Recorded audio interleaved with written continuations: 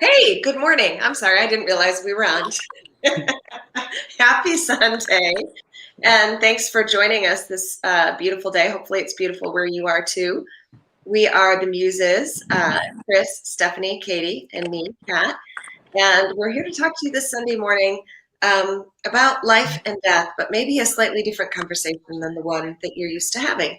I hope, anyway. Or, I don't know, maybe I hope this is the one that you've been having. Um, what is alive in my field this morning is the idea of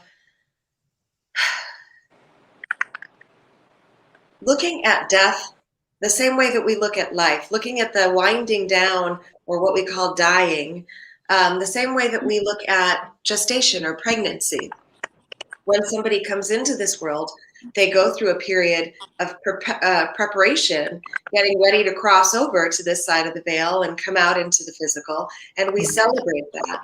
And one of the things that's been really alive for me is the notice that as we are winding down, we don't have a word for it. And actually, if anybody knows a word for it, I'd love to hear it. I've looked, I've checked Latin roots, I've been looking all over the place, thinking about even trying to come up with one that would sort of mean the same thing as gestation on the opposite side of this physical experience, where we are preparing for crossing over back over to the other side of the veil, because that's really all that happens, right? We cross back and forth and back and forth. And I think it changes the experience, probably for the people going through it as well as the people around them, to be able to understand what's really happening and embrace that and celebrate that and go through the journey. There will be sadness, obviously, that's part of the journey, but for the missing of the person. But maybe get rid of this idea of dying. And so that's kind of where my mind is this morning. And I'd love to hear what you guys think. I definitely, I 100% agree. This is a conversation that I've had quite often with folks. There's a point in your spiritual journey where death doesn't seem scary anymore. It seems like the next logical step. Not only the next step, but it seems like you're going back home versus things are ending. It's like, this is our vacation is the wrong word, but this is our classroom. This is what we're doing. We've traveled to come here, and now we're done, and we can go back and we can rest and reset and, stretch it out and do it all over again. It's not an ending in any way, shape, or form. So I've learned not to fear that. And it's a conversation I have with my family all the time, especially around all the stuff going on right now in the world. They're so afraid of sickness and death. I just don't have those fears. And I'm not trying to minimize the losses of people, but for me, they went home. That's part of their life journey. They chose to go home at that time, and they'll be back. So it's just not, I don't have the same connotation in my head that a lot of people around me do. It's interesting. I will never forget a conversation that my dad and I had the day that he died. And I didn't realize that he was actually going to die that day. He was in the hospital. He was sick. We knew, he was dying. But he just didn't want to talk about it, obviously was, fearful, of, the different things that were happening. But it was one of those things where, he just wanted to act like everything was normal, right? Even though it was very not normal. And it was interesting because I had walked into his hospital room that morning, and it was kind of chaos. There were nurses and doctors were coming up trying to talk to me. And so, at the beginning of the room, I kind of was in that process of, having conversations and whatnot. And out of the corner of my eye, I could see my dad trying to get my attention. And, I was kind of like, wait, just blowing him off trying to focus on the doctors. Cause you know how it is if you've ever had somebody in the hospital, like the doctors only come in for 5 minutes, once a day. And it's usually at like 4 a.m. And so like you get, if you get lucky enough to catch them, like you want to catch them. But anyways, I finally, went over to the bed and said, what was it? What were you, and he's like, he just had this smile on his face. And he said, you know what? It's all going to be okay. And at that time, I didn't really realize what he was referring to, because I did not know he was actually going to die that day. But it was interesting, looking back and, realizing that he had to have some kind of visitation, some kind of realization. Something happened that drastically shifted his perspective right at the time that it needed to happen. Mm-hmm. And I've heard this over and over again. I have countless friends. This one friend of mine, my best friend, her father-in-law, he was in the hospital, and he was, they said, he's got a week. They found out very late in the game, they had a very severe illness. And so the family was coming and going, and, everybody was trying to sit with him, and, he's just in the hospital bed. And so his daughter was in there, and she said, he starts talking and he's pointing, and she's like, thinking he's having some kind of hallucination or something, because there's nothing in the room, but he's going, do you see that? And he's pointing at the ceiling, and he said, do you see that light? And she's like, no, what are you talking about? And he's like, it's Jesus. I see Jesus. And he's like talking to me. And there was like a whole conversation that he was having with the other side, or, whatever things were opening up for him. Right. But basically, the angels, whoever he saw, it was not his time. And so after that happened, he had some kind of miraculous like remission. And he went from them saying, he was, probably going to transition and within the next couple of days, to he's been completely, well, I mean, he's older, so I'm not going to say completely well, but he has not had that issue come up in, it's probably been like 3 years now. And it's just mind blowing, because the more you start sharing stories like that with people, the more people go, oh yeah, I knew, somebody that had, something similar happen. But I truly, truly, truly believe that none of us take that step alone, whether it's a loved one from the other side that comes to greet us, whether it's an angel, or in, this case, it was Jesus, was obviously speaking to this man. It's fearful. Yes, it's transition. Of course, I'm not going to say, if I'm on a plane at, 30,000 feet and I start, going straight towards the ground, I'm not going to have fear. Of course, I'm going to have the physical survival, human instincts kick in. But I truly, in my heart, believe that I would not be alone. There would be somebody there holding my hand, guiding me where I need to go. And I can share my colonoscopy story with you guys again, because that to me is just the coolest thing ever. When I was under anesthesia, and my beloved son on the other side, Parker, when I closed my eyes and I went under, it was like all of a sudden he was so real and so right there in front of me. And he went like this, and he just held his hand out, and he said, hi, Mom. And, like, take my hand. And he took I gave him my hand, and it was like, he said, come with me. And I just literally slid right out of my body, like you were just slipping off a pair of slippers, like it was that easy. And he took me, to where he is on the other side, and he wrapped me in infinite, unconditional love. Like, I don't even know how to describe it, because it was all encompassing, and it was like, it just stretched out forever. And I'm telling you what, like, I woke up from that experience, and I was tears of joy, because I knew in my heart that when I close my eyes for the last time, that is exactly how I'm going to be greeted. It was like my son was showing me, he is going to be there and he's going to be holding out his hand, and I'm going to take it, and, we'll be together again. And I believe that that's the case for each and every person out there, like wholeheartedly. Man, beautiful. That is beautiful.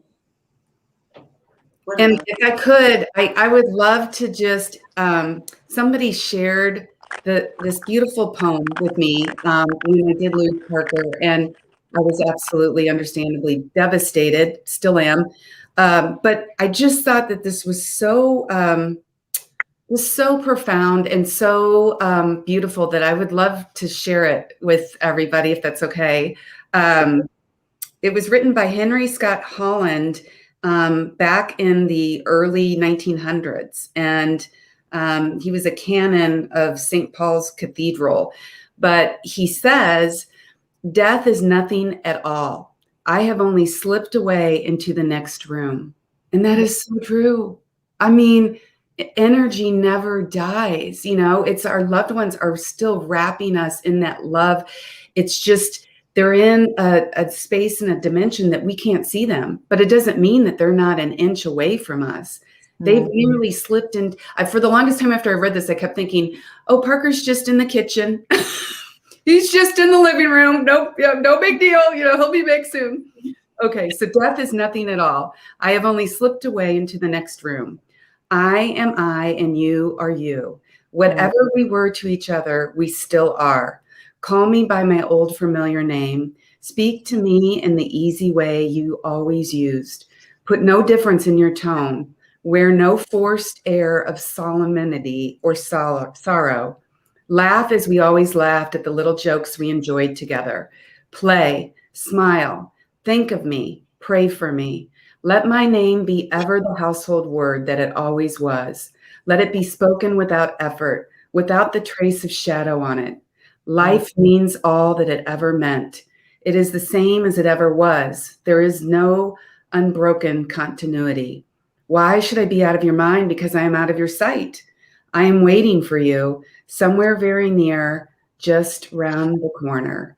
All is well. It's beautiful. Yeah.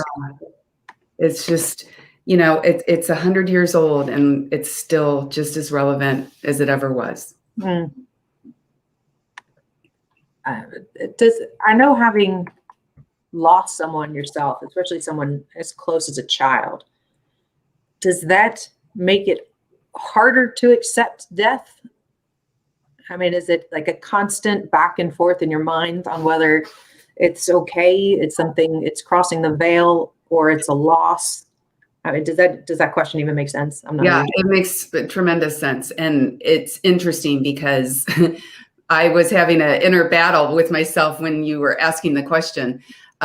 So that tells me that it's this struggle I have between my humanness and my higher self, whatever, my soul, because, when this happened, it was a tragedy. It was unexpected.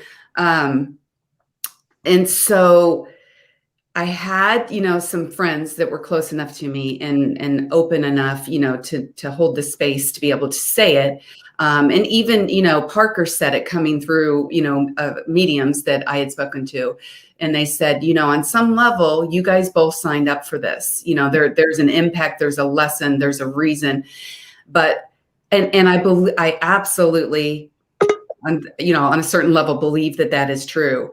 But then you have that human part of you, that physical pain, that just broken heartedness, to where I can understand now how people really truly can die from a broken heart. I never used to, when I'd read that, I'd be like, I just don't understand how that can happen. Like, you can actually physically have your heart stop or whatever, just from love, but I understand how that could happen.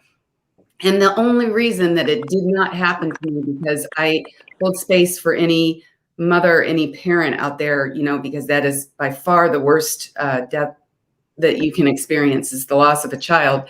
And it's extremely hard to stand back up from that. Most people can't. And I get it. There's a lot of days that, I question myself. But the one thing that does allow me to stand up is just knowing that it's not the end, that I am going to see my son again in the blink of an eye, really. I mean, think about how fast 20 years goes by. Yeah. And B, the more that you can open your heart back up, the more that you get to experience, the interactions and the love while you are still in this body. It's just, you have to shift. Parker and I have had to learn a new language, a new way of communicating. It's not that we don't still connect every day. We just do it in a different way. And it's interesting because if we as humans, while we're in our bodies alive in this plane, if we could learn to open up, why does it have to take death to learn the ultimate lesson of living, living and dying? You know what I mean? Like, if we could be this open, to the experiences of, other dimensions, heaven, spirit, God, all this magic. Like, can you imagine, if we all walked around with our hearts as open as I've had to open mine up so that I could still communicate, Does that make sense? Yeah, absolutely. So yeah, you're right. It's like, it makes it hard. I have to say yes to both of the, you know what I mean? Like, it makes it very hard, because there's a lot of days where I shake my fist at God and I go, why did you have to take my baby? This is my baby, for me. But then, then I'm being the victim, right? Because all is divinely orchestrated, all is divinely timed. You know what I mean? Like, I'm just resisting. I'm creating resistance. I'm creating more pain and more trauma, rather than do that, open myself back up to feel Parker, to feel all my loved ones in my heart, Yeah. Also, this, just reminding the story that we tell ourselves, completely agreeing with what you're saying, the choice to open yourself up rather than sort of rail against what has happened.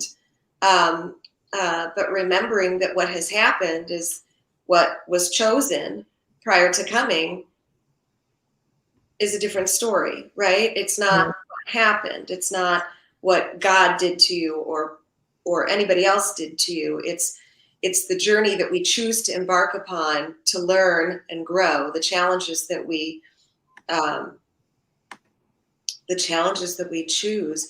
And I think it's hard to say that to people. I think it's hard to accept that. It's hard to, it can be a challenge to say something like that, but it's true.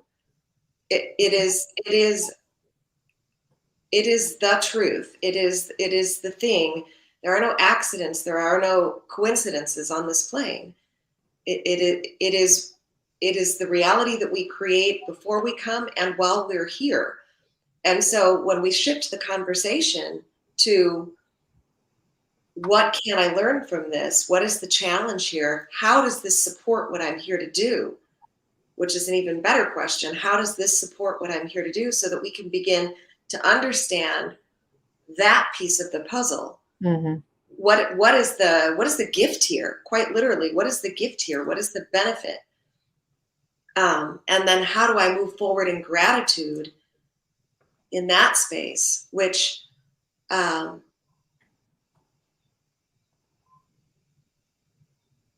think could be argued by people who are in the throes of grief. Oh, that's what's the word? Insensitive, or how could you say that? But my response would be, it's not insensitive. It's a love-filled response. And how could I not say it? How could we all not recognize? Because separation, the illusion of separation is a gift. Is one of the it's one of the things that makes this plane hum, right? It is an illusion. Really, almost everything here is an illusion. And if we have created and can create, then the most helpful thing that we can recognize is that, and what are we creating moving forward, in my opinion. True. Yeah. Steph, how about you? Joining us from Mexico? I was just unmuting. I hope everyone can hear me okay. I'm experiencing some crackle pop on this end. It's good right now. It's okay now? Okay. I'm glad you brought up the illusion of separation, Kat, because that was flowing in as Katie was talking. And I completely agree with everything you said, Katie. And I can only imagine the journey that you've been on.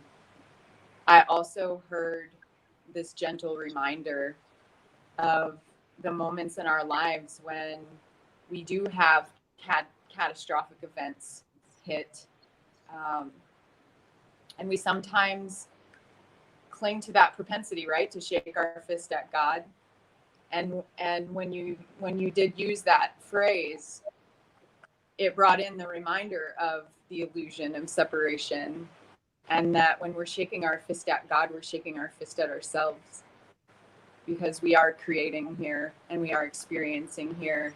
And there is no separation. There is no shaking your fist at God without also shaking your fist at yourself, because God isn't separate from us. God resides in us. We are of God. We are God. We are expressions of God. And there's no way to separate those things. The experience here and God is all the same. Our lives here on this planet and God are all the same. And so, not that makes it easier, because it certainly doesn't. There is growth, and there is understanding and exploration of all of these things that we label catastrophic, and the way that we move through them can be and is often very difficult. Bringing ourselves back to that place of understanding that the separation is an illusion, like Kat was saying, is to me an immense opportunity to shift the perspective and shift the filter and find the new experience in the change, in the catastrophe, in the, like you were saying, Katie, you're still connected to Parker. You're still having this experience with him. It's changed. It's different now. And it is exactly as you have both created it to be, as God in you has created it to be. And it's a beautiful thing. It's hard to say that. It's hard to say that to you, to speak those words, that it's so beautiful what you're going through. And also it is. There's so much beauty. Yeah, no, I agree with you. Like, I get it. Yeah. It's same with me, even talking to myself. It's like, I know it's this dualistic, because we're yeah, like you're right. Yeah. It's the whole, my internal battle with, removing that illusion of separation. But for me, and I think for a lot of people, the thing as humans is we rely so strongly on our physical senses, our physical sense of being, of being able to reach out and touch something, of having that physical nature in front of you. And it's just, it messes with your mind when your mind knows that they are still there in an energetic way, but it's you can't touch them, you just want to, so I think that's where that illusion of separation is, like, that you get stuck in the physicalness that we are. And that's probably why, we've got the illusion of separation so that we can stay in these physical forms, right? And have the reality that we are creating, for ourselves. But all four of us know, and I know a lot of you that are watching the show, because we talk about it all the time, is we create our reality. We create what we see, what we think. We have so much power, so much more power than we give ourselves credit for, because to Steph's point, it's written in the Bible that we are children of God. God is within. Jesus said, you can do all I can do, if not more. We all have that potential. And but we stay in this physical box and we go, oh, well, I can only do things if I can see it, if I can smell it, if I can taste it, like with our senses. And so we just, we need to take our power back, and we need to open our hearts, and live from that space. That's where the magic happens. Well, that pain, the reason that this is as big of an experience as it is, loss is it's probably one of the most trying things a human can go through, is to lose someone they love. But it's that way for a reason. It's that magnanimous, it's that momentous for a reason. The soul is learning at a very fast pace, because every single moment, every breath, you're trying to decide, am I sticking with the human sense of loss, or am I sticking with the divine sense of connection? And every single breath, you get the opportunity to choose again and again and again. And you just think of how much that really solidifies and repeats a message to the positive gain of the soul. I think that's why it's so traumatic for us, because the opportunity to grow there is so big that the flip side of it is so freaking painful, and it's painful for a very long time. I love what you just said, and kind of flipping that into everything else. The change and the growth that happens in that experience of loss of another physical body, right? The crossing over of somebody that we love. If we recognize the possibility for growth in that experience, because what you said, it's front and center, right? Mm-hmm. Every breath, every moment is a front and center choice, every moment. And it just occurs to me as you're talking about that when we put things in place in our lives to remind us, to center us, to call our attention back to that place, so that we are frequently, when we're not in that circumstance, when we're not in that oh so present awareness that we can't remove for all the reasons that is like that when somebody that we love crosses over. So we create that presence in other circumstances so that every breath becomes a choice. The difference that we would make in that space, it just drives home the idea of the import of cultivating awareness. Absolutely. And I think when you look at history, the history of, quite frankly, death was not always something that was feared. It was something that was celebrated in different ways, releasing the spirit. A lot of the more structured religions came in and said, all right, death is a bad thing. And there's a lot of control in the fear of death. We can still see it today. If they go on there and say, you're going to do this or you're going to die, they have control over your fear. If you give it to them. If you give it to them, absolutely. So in that train of thought of what you're just saying, of each moment you have the opportunity to say, I do not feel that way about death. I am connected. However positive you want to say that. Like every time the media or anybody else says death or the sickness word that we will never use on this show, anything that you hear a lot that triggers that fear, train yourself to reverse it.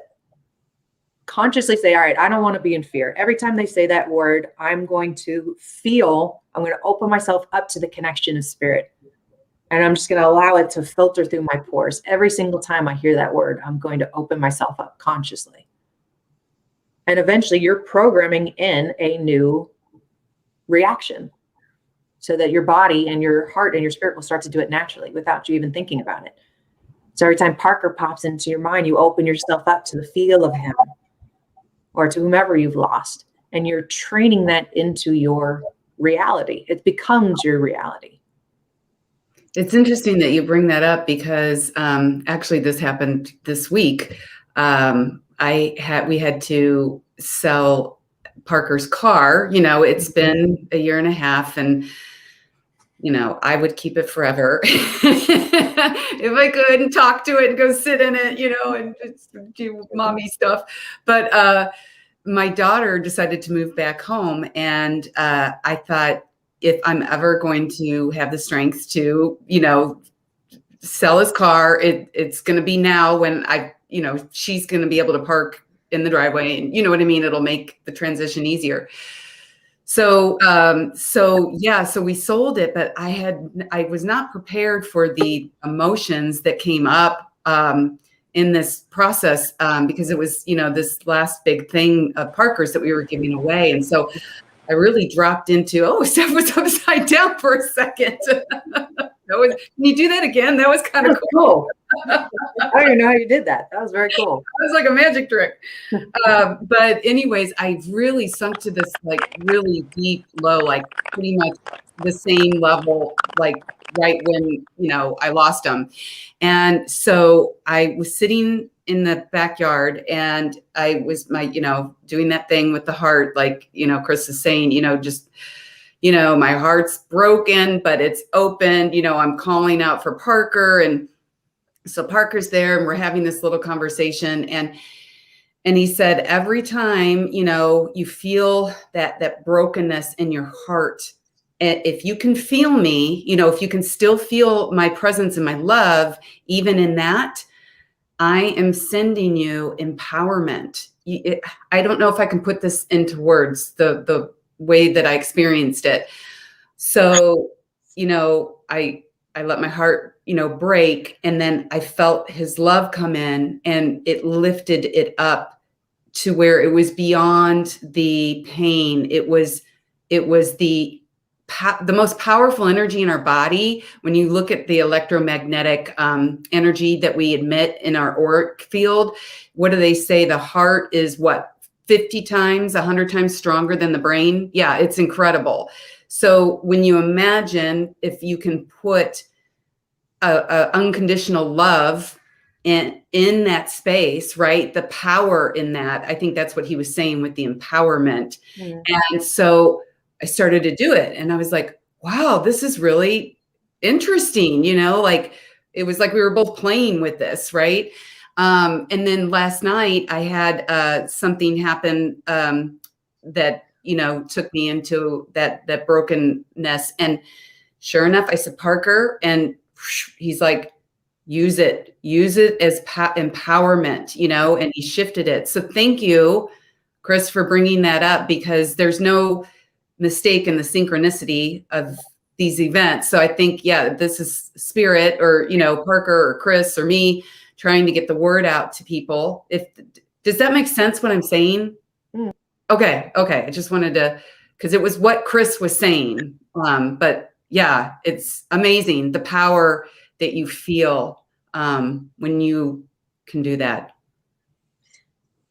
Real quick, I think something that's been helpful to me that I learned from Dan Robertson, who's an NLP practitioner, and something that I think everybody would benefit from being aware of when we are calling in what we want. It's important that we actually voice what we want and not what we don't want, because when the subconscious mind hears don't, it erases the don't. Mm-hmm. And goes right to, so if you say, I don't want to live in fear, you're literally saying to your subconscious mind, I want to live in fear. If that made sense? Yeah. So super helpful to voice what you actually want. What's that? I couldn't hear. Super helpful to voice what you actually want, and do your best to stay away from the don't. it'll help you through the progress. It's been helpful to me. Absolutely. Were you going to say something, Stephanie? Can you I hear? was riffing off of that subconscious mind. Can you hear me? Uh-huh. Okay. I was riffing off of the subconscious mind element that Kat brought up, and that word "don't," and saying what it is that you choose. And I will not use the word "want," because stating what you want is actually an expression of lack. So it's trying. It is a perpetual thing that you really never get out of. You just say you're doing it. Uh-oh. Shoot. She's to continue that thought. I mean, that's the basis of the law of attraction. What you put out is what you're going to get back. And we don't realize how easy it is to have a negative thought or speech. I mean, something as simple as saying no. You think that makes sense? We say no all the time. That has a negative influence on your energy. So, like Kat was saying, instead of saying I don't want something, thank you for bringing me abundance. Thank you for the abundance. Instead of saying, please, whenever you get the chance, if you could, I don't know if you're busy, like you have to be, it's an affirmation. It's passion. It's positive. It's forward versus backwards. You know what I think makes sense for me too, as I'm listening to what you're saying? The idea of, mindfulness in your language, because you're spelling, you're literally creating spells, bringing into reality with every single word, every single thought, and every single word that you have, right? And so when you're talking about what you just said, what pops into my awareness is the idea of, rather than creating negative, creating lack in every moment, just simplify, right? Because negative can be taken so many different ways and mean so many different things and show up in so many different ways. And to just sort of build on what Steph was saying, the whole idea of abundance or lack. What are you creating in every moment? Are you creating abundance or are you creating lack? Just kind of like the idea that everything comes back to fear or love, period. Everything is coming from either a fear energy or a love energy. And then the words that we speak, the thoughts that we have, abundance is coming from that love energy and lack is coming from that fear energy. So if we simplify it, I feel like back to that space, I don't know, that has a different resonance for me. Absolutely. And this quote that Melinda was sharing there, this was, I remember listening to a channeling or reading a channeling, I think it was. One of the Ascended Masters, if you look at some of the speeches that they channel, that have been channeled by people, they're so poignant and simple. I am that I am. In other words, I know who I am, I know what I am, and I know how I serve. If you see the way they word things, it's absolutely in line with what you're talking about. It's coming from love. There is no fear in it.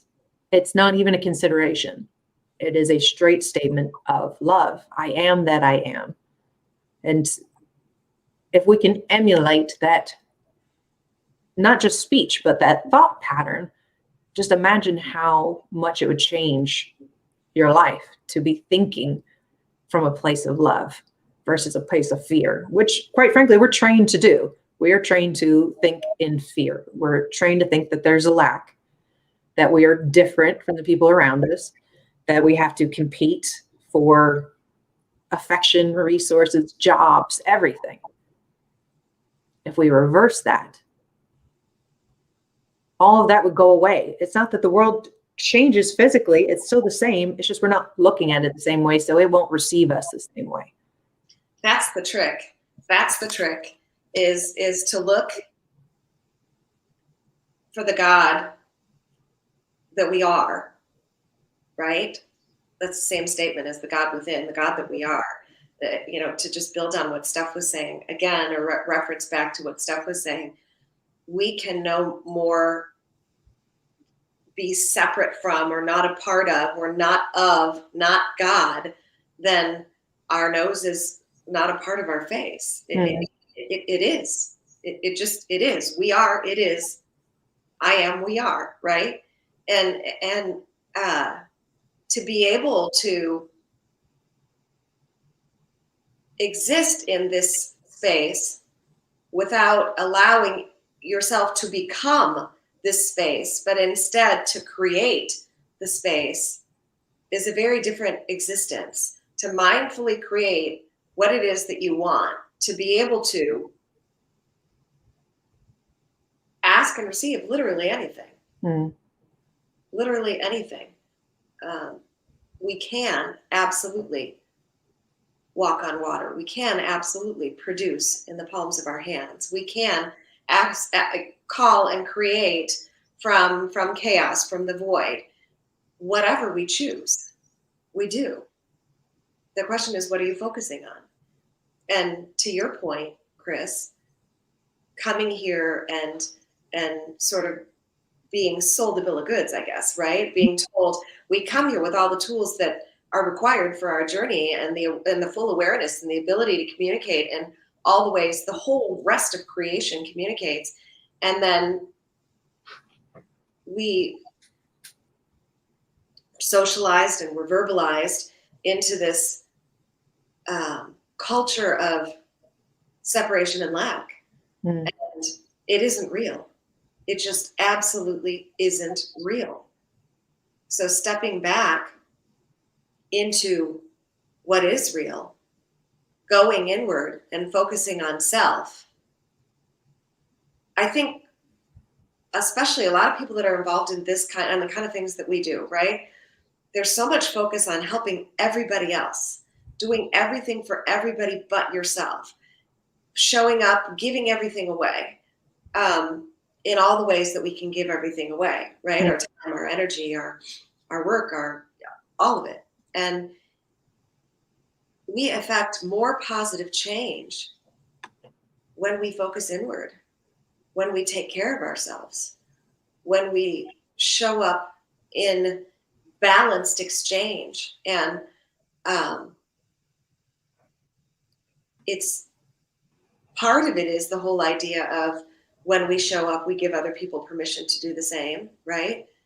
But part of it also, at least as important as that, is that whole idea of what we create reverberating, out to the edges of all, and then coming back endlessly, and impacting all the people that are in that along the way. That's just an exponential shift in possibility for all of us to engage in, to feel, to see, to reach up and grab hold of, be a part of. There's nothing stronger, more important than that, in my opinion.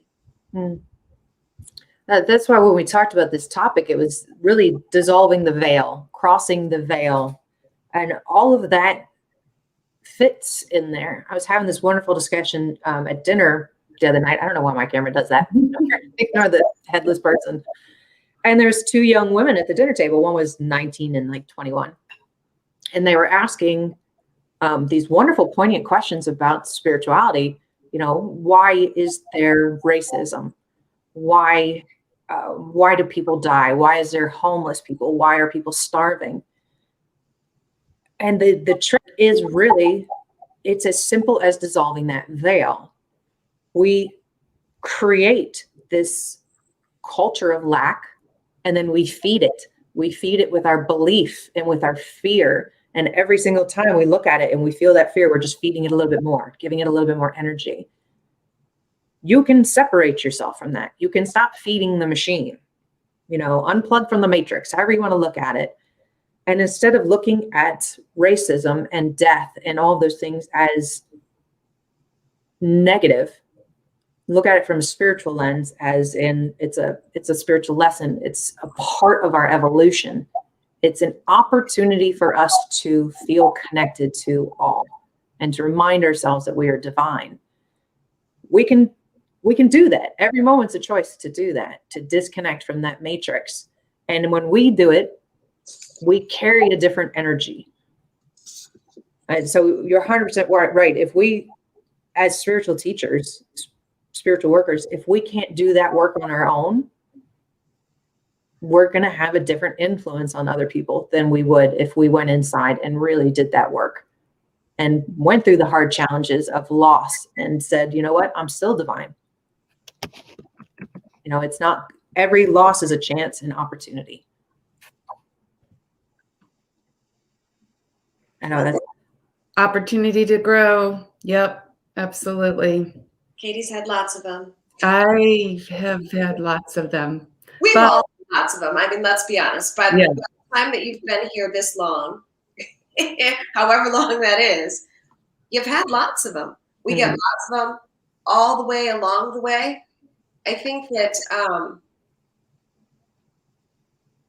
we got lots of them if we're lucky. I was telling a friend the other day, I go, I guess we're at the age where we're going to be going to more funerals than weddings. You know, it's like you said, you know, it's, I'm not sure who posted this about dragonflies, but I had received the most beautiful dragonfly card from a friend when I lost my son, and the whole story behind the dragonfly and why it's such a spiritually connected animal is, it was just the cutest story. It was like the dragonfly, you know, is born in the water, and, you know, all of dragonfly's family is, you know, in the water. That's all they know. They're, you know, just water bugs. And so when this dragonfly, you know, transformed and got his wings and, you know, shifted, you know, shapes, he was still there hanging out in the same spot that he always did with his family by the water, but they couldn't see him. And they were so sad, and they were searching and they were searching, and he's literally flying going, I'm right here, you know, like I'm still here. My form changed, and they were looking right through him and going, where is he? Where is he? And so it was just this beautiful, magical story once again of it, just that I just slipped into the next room. You know, the dragonfly is still there. And so ever since I got that card, when I see dragonflies now, like I have a whole reverence for them. I'm just like, they are, like Nancy said, they're incredibly magical presence, you know, to have and to witness. So I think that's so beautiful that your sister chose that as you know, her spirit animal. That's just beautiful. we talk about animals being messengers a lot, and how to connect with your intuition on whether the dragonfly is really from your sister. Quite frankly, if you look at something and you feel a person, a presence, even just that feeling of love, accept it as the gift that it is. It is as real as anything else in this world. So I lost a mentor a couple years ago, and even before I know he had passed, there's this orange butterfly that kept coming around. And every time I looked at it, I thought of him. His image kept popping into my head, and I hadn't seen him in years. He was around for like 2 months. And every time I saw that butterfly, I immediately thought of him. And at the end of the day, it doesn't matter what anybody else thinks. If anybody else thinks it's real, because it invoked that emotion, that feeling of love in me, it was as tangible as anything else in my life. And I 100% invite people to just embrace whatever they feel when they're gifted with something like that. Yeah. So, and just to connect to what Katie was saying earlier, when you feel that I feel this is, or that recognition, that's your heart space talking, which is however many times higher. Was it 50, 100 times? Yeah, I think it might be 100. 100 times, let's say 100 times more powerful than your brain space. What happens then, that Chris is alluding to here, or that Chris is saying, is you allow your head space, your brain, to just step in, take over, and really dishonor ways the interaction that has just taken place. So I love what you said. Just accept it. It is what it is. Tell your head, doesn't need to get involved in this, right? You've got it. You've got it from right here. And those animals, I just want to add to those non-human animals, the rest of the natural world that comes in. to communicate, to help, to provide medicine, really, in all the ways that they do. It isn't just after somebody that we love passes. It's the whatever, fill in the blank, whether it's an insect or a bird or a lizard or a fish, whatever it is that shows up in your space that you notice, that your attention is called to. Pay attention, because there's magic and support coming through in those interactions every single day. The more we recognize what they are and accept and ask, you can ask yourself also, what is your message? What is your magic? What is your medicine? What is your gift? What is your wisdom? Your life will change. I love that you said that. It's so much fun when you start paying attention. It happens more often. You notice it more. And Nancy mentioned it. We can be hard to get through to sometimes, especially when we're hurting. That's often when the universe is talking to you the most. So if you are hurting and you can get out of your way just enough to notice that beautiful cardinal that's sitting on the gate for no apparent reason, and it's just looking at you. Or Katie's owls. I believe you were an owl. A connection. They really like me. We were coming down from the mountain when we went hiking, and we saw a bird fly over and land in the tree. And of course, Kat said, well, that's got to be Katie's owl. And sure as shit, when we got out the binos and got close, I would use the camera to zoom in. It was an owl. And that magic is happening all of the time. Can I get out of our way? Can I point out, we just got a question. Sure. I want to read it. It says, if I may, what advice do you have for someone who's been in tuned to the supernatural that is up until they turn just past 25, can still sense their presence, but can no longer see their physical form? We have just a couple minutes, but I thought maybe if each of us anybody who feels anything wants to answer that. I have something I want to say, and I'd love to hear what you guys want to say as well. I guess I need a little more clarification. Was this somebody close to them that passed, or were they just seeing spirit in general? It sounds to me like what they're saying quite literally is, I think what she means, she or he, I don't know who this is, when they say they're in tune to the supernatural, I think that they're saying that they were having interactions, experiences with the supernatural until the age of 25, and can now still sense their presence, but no longer can see physical form at this point. And it's Risha, and she's saying it's ghost and strange encounters that she was having until she was 25, but she has not been having the same encounters. I mean, what I've always been told is a lot of times, I mean, when we're children, obviously we are, born open, and, this gets filtered out as we get conditioned, the older we get and the more we get out into the real world, society, whatever you want to call it. And so I'm just wondering if, at around 25, did you take on, a new job, or, have shifts in your life that involved greater responsibility, where your third eye, shuts down a bit, to pivot and, shift your energy to focus on other things. Because usually if something like that shifts to that extent, when you look back, you can go, okay, there were some, other factors there that impacted it. I know you have, I'm into human design and astrology, and usually closer to 28, 29, you have your Saturn return come in, and that definitely will shift your energetic frequency, to a certain extent. So, there could have been something like that, maybe, that happened to impact you.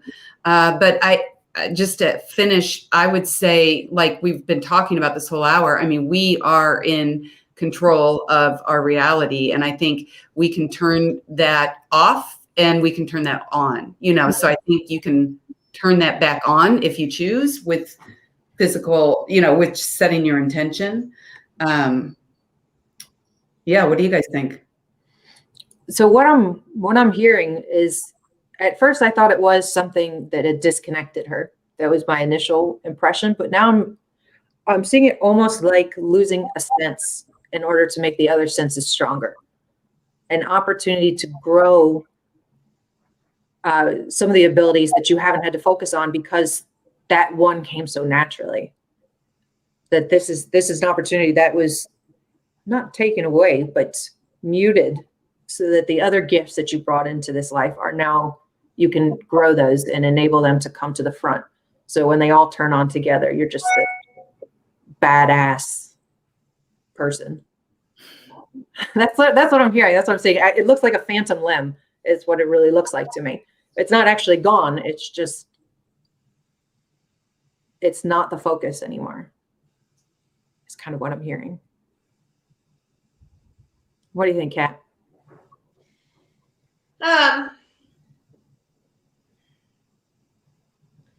It'd be interesting to dig into the energy and see what's there, right? What's missing? What's working? What's not working?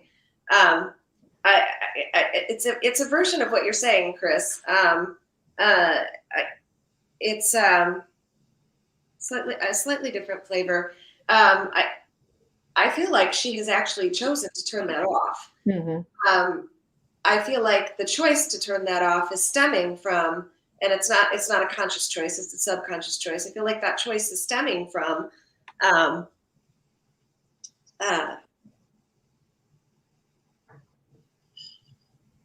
like a soup is what it feels like a soup of things that are operating in tandem together. And where I say it's a slightly different flavor, but kind of the same thing, is I do believe that I believe she's got a fork in the road here. I believe that what you said will be true if she chooses one path, but there's a pull. It feels like a competing attention is what it feels like to see. There may be a bit of a diversion if she chooses, but it is definitely still there. It hasn't gone away. She mentioned that she's had cats coming to her all of a sudden since moving. And Nancy makes a comment here. Are you ready to hear the cats? It feels like, I agree with the fork in the road idea, or metaphor. You have choices. You have choices in what you want to expand in. Instead of thinking of it as a loss, I would definitely try to reverse it in your mind. See it as an opportunity to do something new and see how that feels. Yeah, the cats are there to bring you something. What Nancy's saying, are you ready to hear the cats? It would be good to spend some time and listen, to ask. But they're not just there to talk to you either. It's a recognition. I think it's a support of what's going on. It has something to do with this idea of competing, competition for your attention. There's something that's competing for your attention. I don't know what that is. But if that resonates, I would dig into what that is and what the choices different. Be cognizant of the choices that you're making and what those things can manifest for you and in other areas. What it, is that aligned with what you're here to do? Does it feel right to you, or do you feel like you should? I would not engage in the shoulds. And remember, cats are associated with death. They're associated with the veil and spirits. At least they were in ancient Egypt. They were, I don't know if they were to keep spirits away or to protect spirits. I cannot remember which one it was. So I'm not going to comment on ancient Egypt. That's not what I was going to speak up to. But in my experience with cats, they bring a wisdom and a knowing. And I, for the most part, I pretty much let the whole this is what these people used to experience or associate with this animal, or these people used to associate this with this animal. Because as we go further and further and further back in time, and there are exceptions to this all over the place, but it seems to me that there's a whole lot of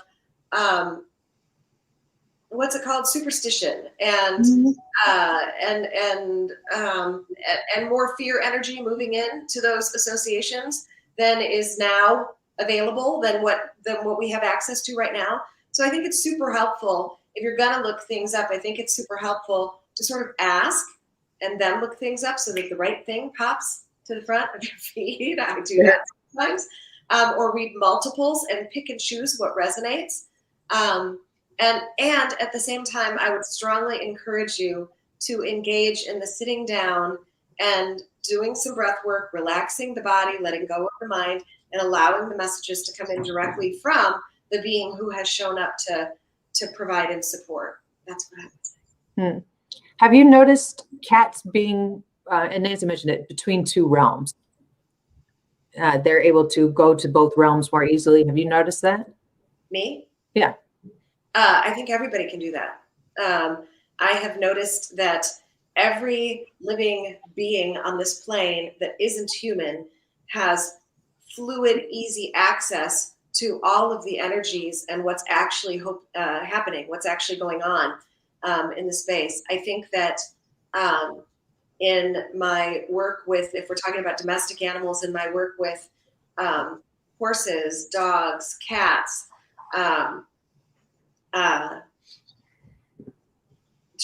literally everything that we keep in our houses. There is an awareness that is exceptional that we don't often even have, and we certainly don't give them credit for.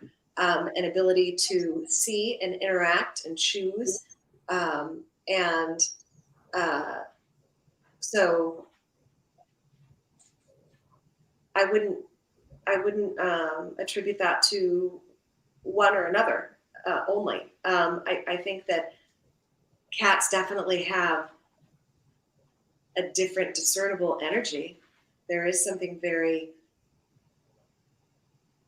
definable, definitive, different about it. And I guess if I had to say what I feel like it is, it's a more intrepid voyager kind of energy, a more of themselves. They're that very tuned in to themselves, they're very connected with their humans as well. The humans that they choose, just as canines are very connected to the humans that they choose and that are chosen for them sometimes. It's a different kind of service, though there's crossover in both between cat and dog, and it's a different kind of journey as well. And I don't think either is more elevated or valuable. It's just different. Yeah, I was seeing with all the threads going on in the comments of cats, just them acting as a messenger. So she seems to have a lot of energy that crosses between the two veils, specifically on the death side. She's talking about premonitions, spirits. I see cats definitely being associated with that for her to help as messengers instead of the other medium that she was using before. Said possibly a new avenue, a new potential, a new connection. Maybe bringing it more into the physical plane, earth plane. All I know is my cat does Reiki, because ever since my son died, I have a dog and a cat. My cat has to sleep with me every night, and he has to touch me, like in some way. He will like have his paw on me or something. And it is just the coolest thing. Like I can feel the Reiki, the energy emanating from him. So I agree with Nancy. Cats are pretty magical. Yeah, our dogs do that for us too. Our birds do that for us. They do, but there's something magical. It's because they're so independent. When they take a moment to give you their undivided attention, it feels so unique and very intentional. Like, all right, I got to focus on you right now. I just can't subscribe to that. I just absolutely can't. I get it. Yeah, I get where you're coming from. Totally. I love everything. That nobody is more powerful than anybody else. I really believe that's true. Nobody has any more to offer than anybody else. It's just different. And we have all these different forms because we all connect differently. I definitely want to talk about non-human animals on a future show. I think there is a lot of discussion on what their role really is in this cosmic soup, because they're not just here as messengers. They're not just here as healers. They're here for their own purposes as well. So I would definitely like to talk about that in the future. That's one of my favorite, if not my favorite. Tune in next week, everybody. Well, we're so sorry that Steph dropped out.